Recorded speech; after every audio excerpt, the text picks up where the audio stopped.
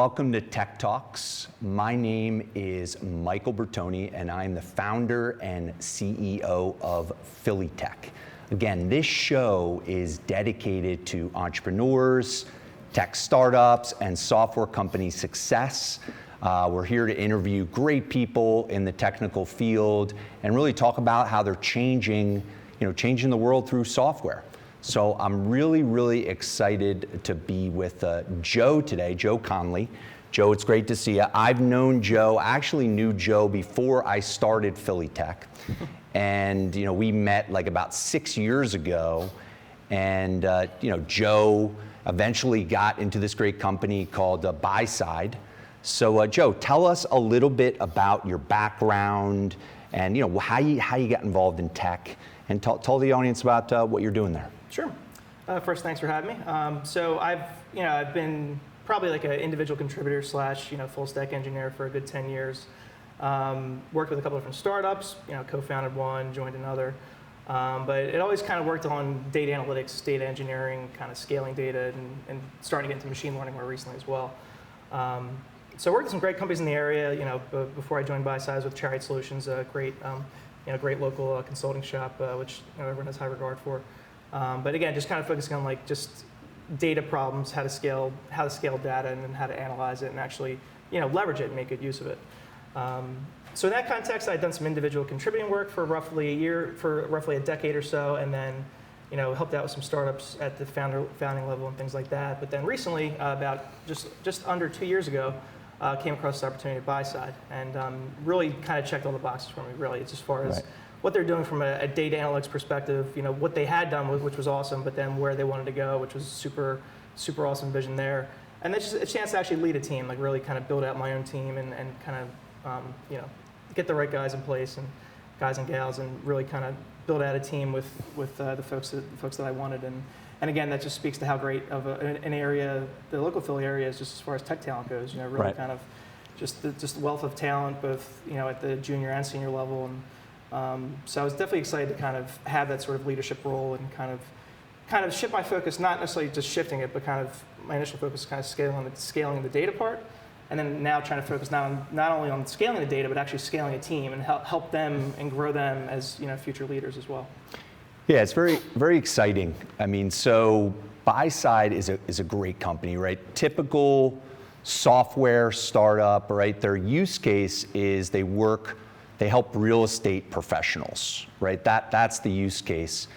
And so it's exciting when someone you're working with gets that. Joe got his dream job. So he was working. He was an individual contributor. Chariot Solutions is a great company. We all know Chariot for people in my audience. Great company. And then you get your dream job as CTO. And so tell us a little bit more about the use case for the product, right? For real estate professionals. Mm-hmm. What does it do? How does it help them? Absolutely. So it was founded by Charles Williams in 2013. So it's been around for 5 or 6 years now. And Chuck kind of came from a family of third, fourth generation real estate agents. He wasn't an agent himself, but he was involved in kind of flipping houses, and I think he flipped a bunch before the age of 30, something like 15 to 20 different houses before the age of 30, kind of doing it on the side. And he kind of kept running into this problem where obviously if you're doing something that requires that big of an investment, like flipping a house, you really want to know ahead of time, what is the buyer demands? You can go on Zillow or Realtor and know right away, here's the supply side of the equation, the supplier demand, the supply of it, but who are the buyers? Where are they at? And so he kind of kept running into this problem, okay, I can't really articulate the buyers very well. Let me go try to find them. Where are they at? And so he started work with some brokerages like Fox & Roach's local brokerage in the area was one of the first clients. Kind of proved out the use case there as far as working with Fox & Roach to kind of say, hey, give us all your buyers. We can then analyze that data and then actually turn around and make it useful for you as far as reports go and analytics and things like that. So it just kind of gained momentum from there. It was just kind of increasingly just gained adoption through these big brokerages and kind of hit milestones like Douglas Elliman was another big brokerage that they signed in their early history, and just the idea just kind of kept having steam and just really kind of kept hitting that nerve of, okay, I want to know what the buyer demand is, and there's nowhere to get it. So essentially Buyside was going to stake its claim and say, we're going to be the ones to really aggregate it. And part of the challenge there is because no one had really done this before is because it's everywhere, right? I mean, there's buyer signals and data on Zillow, on Realtor.com, all the kind of the third-party portals. There's also vendors that track like open house signage and showing times and things like that. So those are another separate place to get it. And then typically the brokerage has a CRM that they work with that kind of captures all that buyer activity, whether a person goes on the site and saves a search, saves a property, tries to contact an agent. All that signals were kind of just sitting somewhere, but no one had actually thought to, hey, kind of bring all that together and then kind of, give us some nice high-level analytics on top of it. So he was really the first person, and kind of still is really, to kind of really capture all the data, put it in one place, and really make it useful. Right, so there are a ton of real estate professionals in the Philadelphia region. We all know this. Philadelphia is probably one of the best markets right now because a lot of people from New York, a lot of people from New Jersey, a lot of people from other areas are coming in droves down to Philadelphia because obviously the costs are great. You could build great things for a great cost.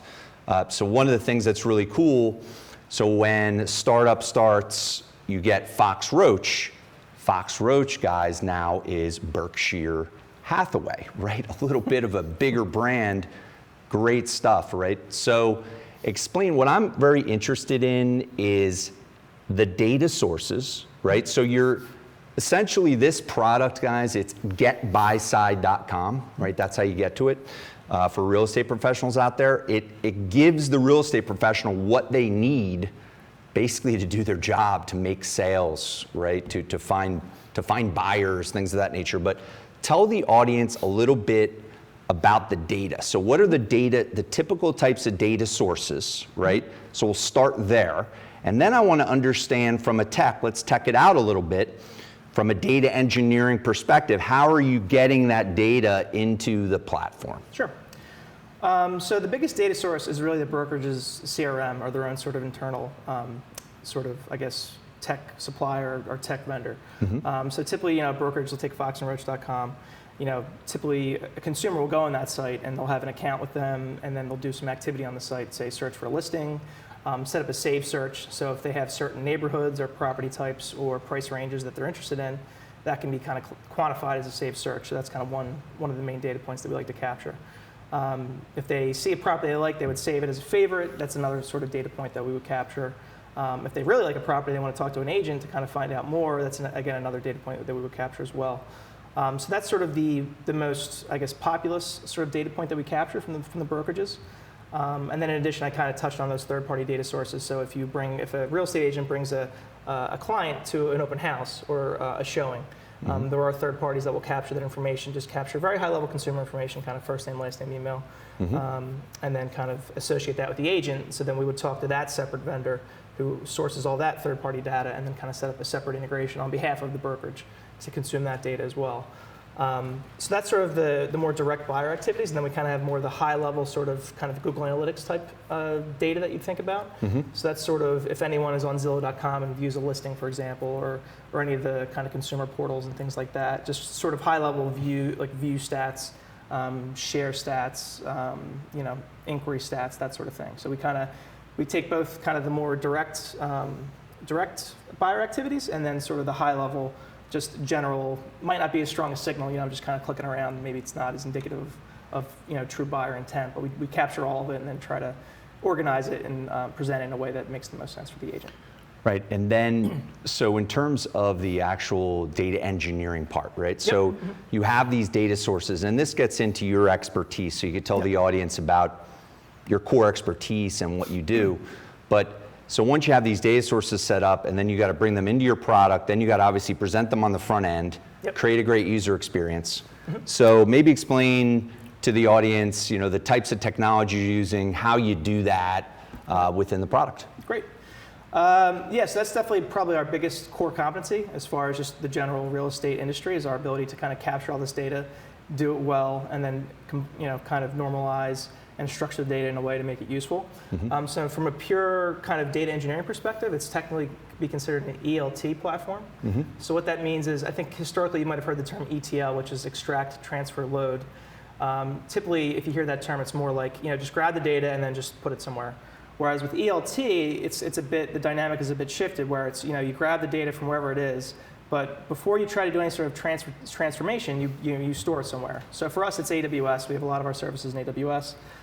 So we'll store that raw data on S3 before we do anything with it. And that way it's makes it much easier as far as just going through the development cycle, as far as iterating on trying to actually transform this data and flesh out any issues. It's on S3, and just by virtue of being hooked into AWS and S3, there's just a lot of benefits there with these services. With Amazon, as you guys probably know, it's very heavily networked, and once you're in S3, you can then trigger a Lambda, or you can trigger something else. So there's a lot of sort of functionality that you kind of get baked in just by kind of choosing AWS and S3. So then from there, once it's on S3, then we'll take that raw data and then we'll kind of basically transform it and normalize it so it can fit into our database. And from there, we kind of have this normalized view of all these different activities, and then try to tie it back to a specific agent or a specific brokerage. And then that way, if an agent goes into our pro application, they can then see all the buyer activity that was kind of consumed from all these different areas. Now, in terms of the database, I mean, I assume using a NoSQL database, right? So we have a couple different data stores. So I think for the more relational type data, we still have a relational database using RDS. Okay. But for some of the bigger volumes of data where relational doesn't necessarily make the most sense, where we're in that case, we're using kind of more NoSQL technologies. We look at Dynamo and Elasticsearch and things like that, especially where performance is key. Because to a certain extent, you can do some pretty powerful things with an RDBMS, but at the end of the day, especially nowadays with the tooling we have with NoSQL, the use cases just make much more sense for a NoSQL data store. Great. So everybody, come on back in a few minutes because we're going to talk about the future of this solution, where it's going. So where their product is heading, and also just talk about the future of data in terms of things like machine learning, artificial intelligence, and things like that. So come on back to Tech Talks.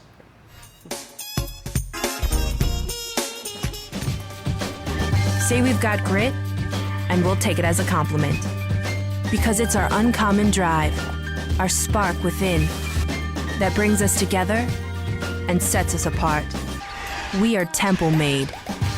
And when others take shortcuts, when others take breaks, when others take the easy way, we take charge.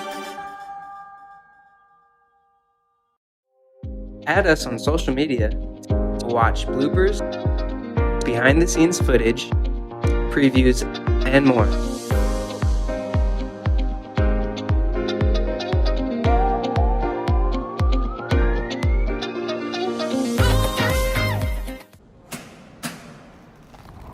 I work 13 hours a day, 6 days a week. So when I'm off the clock, I gotta get stuff done. So when I need a snack, I need something healthy, tasty, and easy to eat. Like wonderful pistachios without the shells. They're protein-powered, delicious, and great on the go. And that's perfect for me. Thanks, Liz. A woman without a lot of time.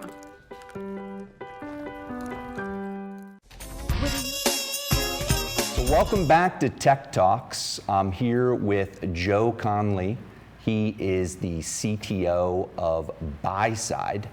So it's great. So Joe, tell us a little bit about some of the things you're looking for, right? As the CTO of Buyside, what are some of the things you're looking for right now? What are things you're looking for in people and things like that? So again, we're definitely a growing company. What's nice is we've grown organically to this point, and just based on the pure engagement from our clients and adoption, we've been able to kind of fuel some recent growth as well. So definitely looking to expand our team, probably more on the data side than anything else, just to kind of have more resources to kind of help us analyze the data. So there's I guess there's the data engineering part. We definitely always, I think I'm just constantly recruiting at this point, just kind of keeping an eye out for what possible resources are out there, both local and remote as well. We have a pretty significant remote part of our staff as well. So I'm constantly on the lookout for good data engineering folks. But I think we're definitely starting to transition more into the machine learning and AI part of what we want to do. I think to this point, we've definitely, we have this machine learning algorithm called Percy, which kind of helps us do some analysis, and it's a pretty straightforward. It's nothing super fancy like neural nets or anything yet, but it's just pretty straightforward sort of regression models that can kind of help us do some pretty simple analysis. But I think what we get most excited about is starting to really, one, kind of continue to get more data sources. So that's where the data engineers come in, just trying to consume all this data that's out there. And we still have only kind of scratched the surface because, you know, I kind of mentioned the data sources up until now, but we have additional potential sources of data as well. You know, so anything that kind of reflects potential buyer demand or buyer or seller demand or buyer or seller intent is a potential signal that we could consume and then kind of factor into our per se decision engine. So we're constantly looking for, you know, data engineering resources, potential new data sources that we can consume and kind of help, you know, broaden our modeling capabilities. And then yeah, I think so. That's the data engineering part, sort of the collection and sourcing, and then also the data science part of it as well. We're starting to kind of build out as well, trying to see what models make sense, trying to answer some more interesting questions, you know. So we're definitely at an interesting point where, you know, we've kind of collected a ton of data. Now it's like, okay, let's model it well, and now let's start to do some cool stuff with it. Yeah. So how do you? One of the questions I'm curious about is in terms of how you develop a product roadmap, right? So you've been there a long time now. You have things you're working on, but how do you develop that product roadmap for Buyside, and where are you taking things? Like, where do you see things going in the future? Sure. I mean, it's certainly been a challenge just because, you know, we're in this unique position in the industry where we could do literally a dozen different things right now. And so it's always a challenge of like, okay, you know, let's focus on the 1 to 2 to 3 things that really drive home a lot of value for these real estate agents.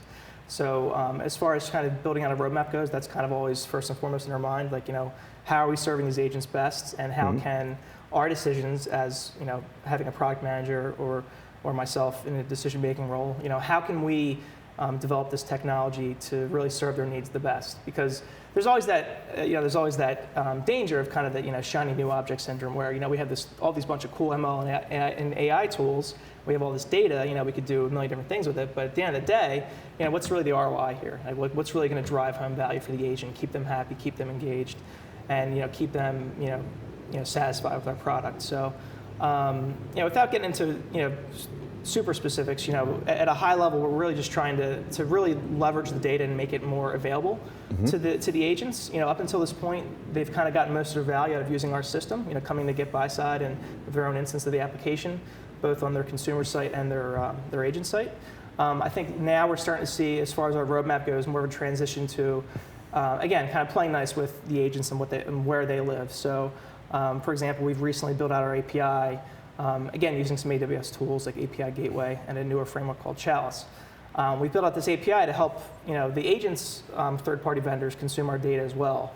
And so now, you know, the agents kind of use their CRMs on a daily basis. You know, instead of going to Buyside to get information about buyer counts and things like that, we can integrate with their CRM, give them an endpoint, and then the CRM has the information they need right away. Right. So it's not even like where we're trying to trap them into using Buyside. We really want them to, it's their data. We want to, you know, use their data and leverage it as best we can. And so now we're starting to kind of get more of the data first approach, where, you know, if they just want a simple buyer count on an address, we can give them an endpoint that gets them that right away, and they don't have to go through the trouble of going through a different system. We just kind of, you know, again, we play nice with all these different vendors, and we can kind of give them the data as they need it. Right. So in terms of your customer, right? So Prudential Fox Roach now is Berkshire Hathaway, right? So is your ideal customer, so, you know, the way I look at the real estate industry, you have like your Remaxes, you have Weichert, you know, you have, you know, there's a company in my office called Compass. I mean, so, but a lot of times these brokers, they're like 1099s, or they're like, they work, you know, they don't get a salary, right, with these companies. So how do you sell? Is it sold at both levels? Is it sold to the major, like the Remax, and then the brokers, or is it one or the other? Like, I'm curious to how that works. So sometimes it works at the brand level. So like taking Berkshire, you know, we have some agreements at the brand level for Berkshire. So kind of there's some agreements there, but I think most of the time it kind of works at that brokerage level. So where we kind of, you know, we kind of reach out to the brokerage as a whole and kind of show them this functionality, and then it's incumbent on the brokerage then to kind of, you know, roll it out to their agents and kind of work with them to get training and things like that, and selling them on that. That's kind of, you know, as it stands today, but, you know, as we're starting to, you know, scale up our functionality and sort of, you know, work on kind of componentizing a couple things, you know, we certainly could in the short to medium term start to do things on the agent level. But to date, it's currently kind of been at the brand or brokerage level at this point. Right, so you actually license it, the Berkshire or the Pru, they license it and then they offer it, and as they offer it, I would say usage probably goes up, so then costs go up, I mean at a high level, right? I mean, So at a high level, right, yeah. So, but we have these nice kind of long-term deals with these clients, and again, we treat everything as a partnership, so it's just kind of, we'll work with them on engagement, we'll work with them on kind of, showing the ROI. We actually show them, like based on their buy-side activity and based on, when certain sides close, we can actually show them the literally to the number of the ROI of using buy-side. So that's right. Another tool that we like to use to say, hey, you adopted buy-side 6 months ago, now 6 months later, we can actually show you, the value of the system here. Right, so everybody out there knows a real estate professional, right? And we're here to help each other, right? So if you know a real estate professional, obviously somebody that can take a look at this technology, maybe show it to their team, right? Or somebody in the real estate markets, right? I mean, this is, let's help Joe, let's help startups, right? We're all trying to get better there.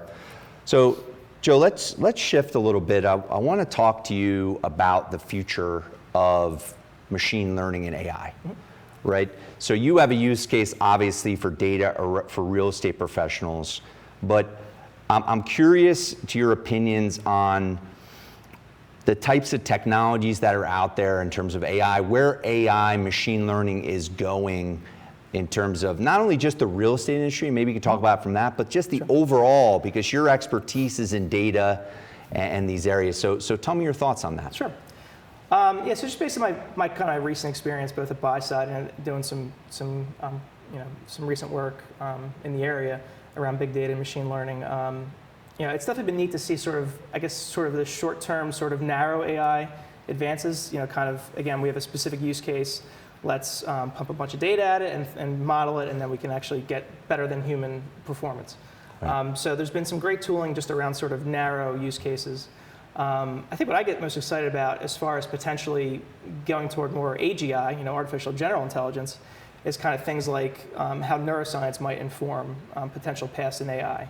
Because right up until this point, all these narrow use cases, it's more just kind of, more or less complicated pattern recognition. So instead of, typically with a regression model, it's a pretty simple pattern that gets deduced, whereas with a neural net, it's just a very complex multidimensional pattern.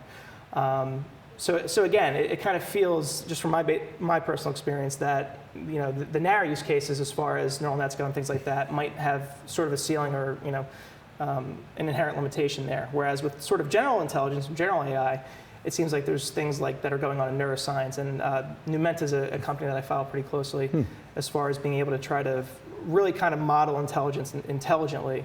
And not try to think of it as far as like just throwing a bunch of data at it and modeling it and then trying to just get this one use case down. Like actually trying to unpack intelligence kind of from like a first principles perspective and try to understand how the brain works and how the brain operates, and then trying to possibly replicate that in a system that can actually learn. And so that's where I get the most excited, just on a personal level, just the possibilities, what we can learn from neuroscience and how it might advance AGI. And you said Numenta? Numenta, I believe, is the name of the company. And that's a startup that is in this space, and do they offer like a platform to get started or anything like that, or is it, how does that work? So I'm not sure off the top of my head. I don't know that they're necessarily a startup that has a commercial focus yet. I think they're more of just a research company to this point, and you can look them up online. But I know the founder, Jeff, I think his name is Jeff Hawkins. He had come up with a book called On Intelligence, which I really enjoyed, which I'd highly recommend. And then they have a corresponding YouTube course online, which kind of unpacks the principles there. And so it's kind of taking a different approach to kind of machine learning and artificial intelligence. And so it's something I'm kind of definitely keeping an eye on. So what, in terms of the different stacks that are out there where people can get started, I mean, I know from other interviews I've done with other people, it's actually pretty easy to get started. Absolutely. With testing out some data, doing machine learning, testing out some use cases. What are you seeing out there for your audience where people, just normal people can get started on doing some of these things? Right. I would definitely recommend the courses on Coursera. I mean, there's a good number of courses on there where even for a layman to come in and just try to at least kind of get the basics down of what these concepts mean and what this terminology means. I think that's just a great start, just from a high level perspective. And then I think there's other courses online where, whether it's Coursera or I think edX is another good site, and some other sites out there like that have these free or paid courses where, typically it's Python. That's the kind of de facto language for machine learning, and I would definitely endorse that as well. We're heavy users of Python at Buyside. But there's just so many resources online where these tutorials can really walk you through just very well the basic concepts, and then reinforce that with either a script or there's another technology called Jupyter Notebooks and Python Notebooks where you can actually step through examples, and just from the convenience of your browser, you don't need to set up an environment. From your browser, you can run these examples and kind of step through code and see how it works. So I think that's definitely a great start, kind of looking at those online courses in those areas. And then from there, you can, I always recommend kind of picking a project. So if there's something you're really interested in that you want to learn machine learning in, just pick a project and really, while you're kind of learning the theory, try to apply it as you're learning it. Because that's really the true test of knowledge is, instead of just sitting in a class and trying to learn something and then just trying to bang it back, actually having a project where you have deadlines or you have milestones and trying to actually implement what you learn kind of really reinforces that learning. Yeah, so there's a lot of people out there that have use cases, right, that are just normal people that have use cases that could be automated, right, through machine learning. So the thing that's very interesting about sites like Coursera and these guys is they step you actually how to do it, and then they give you the ability to create a project, right? So it's very exciting. So I really appreciate, Joe, you coming in. It's been a great talk, and come back to Tech Talks every Wednesday, 12:30 p.m., where we're going to be interviewing founders, tech startups, people in the media, as well as venture capital. Come back to Tech Talks. Thanks.